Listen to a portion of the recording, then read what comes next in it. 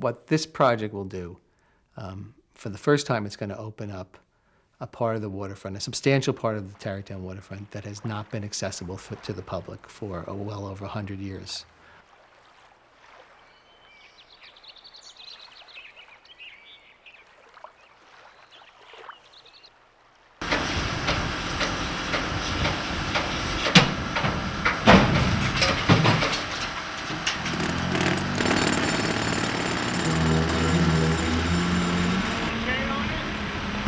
What I understand, this area here is going to be turned into some parks, recreation with some housing.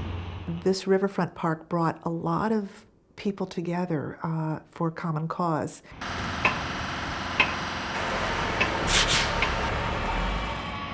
We've had a lot of challenges here, but we've been able to work through partnering with a lot of the groups, the village, the county, groups like Scenic Hudson. When you look across the Hudson River, and it just knocks my socks off every time, and I keep thinking, why don't I move there?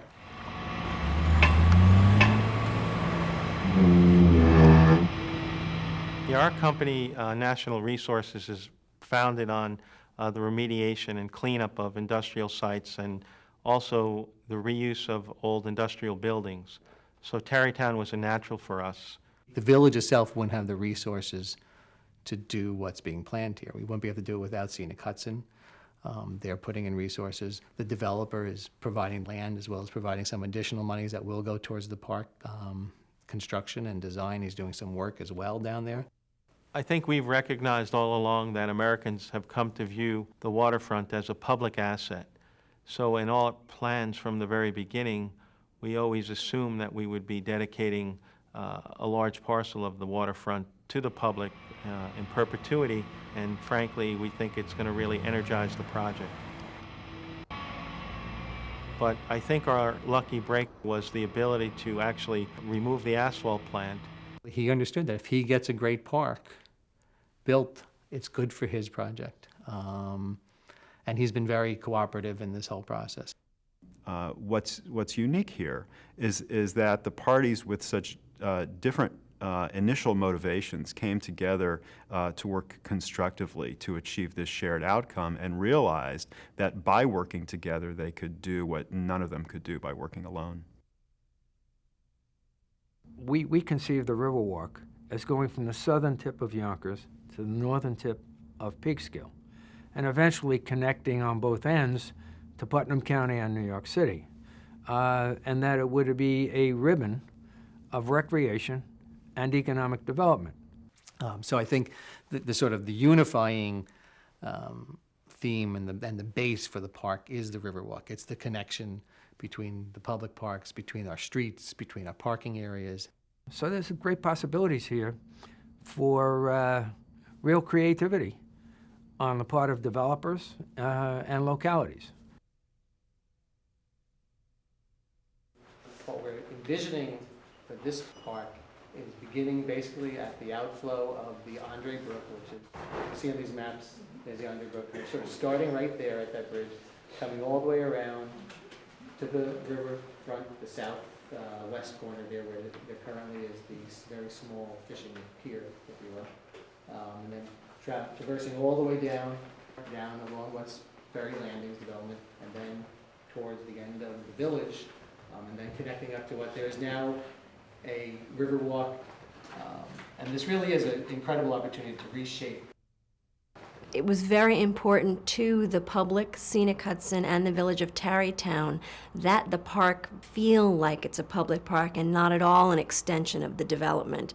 So this is the first plan, alternative plan A. And in Pearson Park, we've flipped the band shell to the other end. Now, when the band is playing, the music is going out to the water, not into somebody's house. Now, the design that we have is not exactly the design that we'll use necessarily. This is a conceptual design that will be refined with more public input.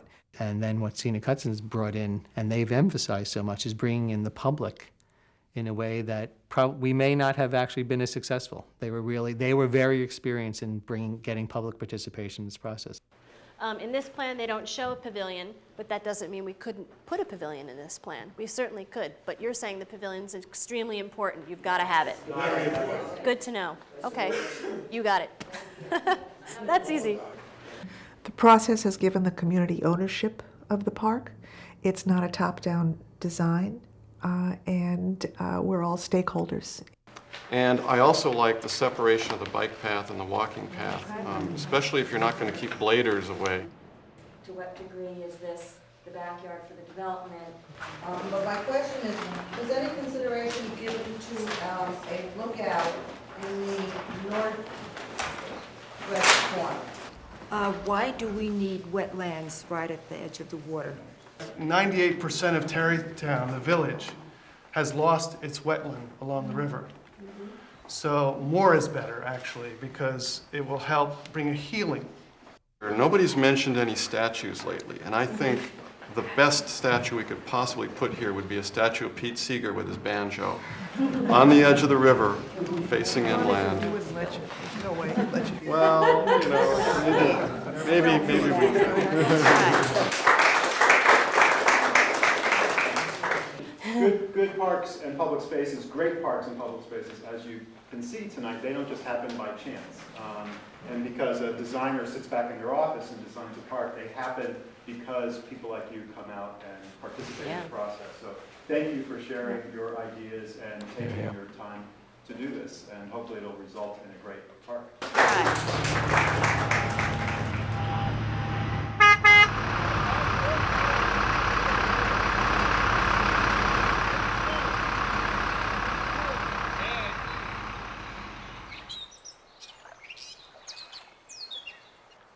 Scenic Hudson has been a great partner for the County of Westchester. And I think, Scenic Hudson struggled alone in the wilderness for a while, but has a lot of allies now. It had the right message, and the message is getting through. The people of Tarrytown who've helped Scenic Hudson shape this park and the development behind it are carrying on a tradition dating back some 40 years of citizens actively involved in shaping their waterfront. This began with a brave band of citizens who stood up before there were any environmental laws here in New York State or in the United States. They stood up and they said no to Con Edison, the Federal Power Authority, New York State, and others who wanted to put a power plant that would have desecrated Storm King Mountain in the Hudson Highlands. That courageous act led to a whole body of environmental laws, all of which have strengthened the authority of common citizens, residents of communities, to help shape their waterfront, to be involved in the decisions that are going to affect the very place that they live. This is democracy at work. This is democracy at its best. And Scenic Hudson's mission is to bring those people into the decisions so that the waterfront along the Hudson can be a public and natural resource for them and for generations to come.